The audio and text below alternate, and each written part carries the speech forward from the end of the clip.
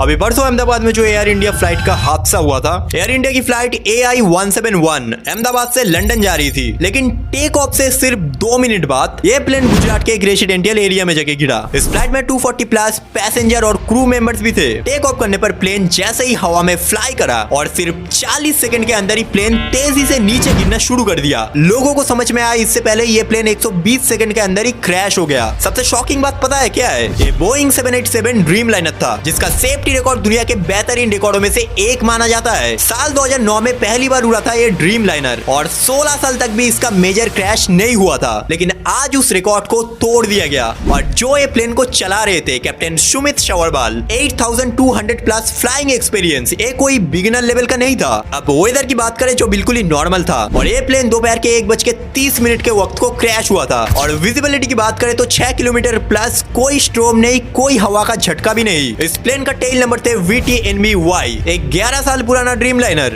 इनका life spawn होता है 25 से लेकर 30 साल, यानी प्लेन ओवरएज नहीं था। अब सवाल यह है तो फिर क्रैश क्यों हुआ? तो थ्योरी सिर्फ एक ही बचते हैं, मैसिव टेक्निकल फेलियर, शायद इंजन फेलियर या शायद मेंटेनेंस फेलियर या फिर कुछ और। अब फिलहाल ब्लैक बॉक्स रिकवर किया जा रहा है, जल्दी पता चलेगा इसकी असली वजह क्या थी। लेकिन सवाल तो उठता है अब बोइंग पर भी और एयर इंडिया पर भी। इस हादसे पर बहुत ज्यादा मासूम लोगों ने अपना जान गंवाया, और शायद ये बात भी बाकी केसों की तरह इंडिया में दबाया जाएगा जो इंडिया में बरसों से होता आ रहा है। और इस केस में आपकी क्या राय है वो कमेंट में बताना मत भूलना।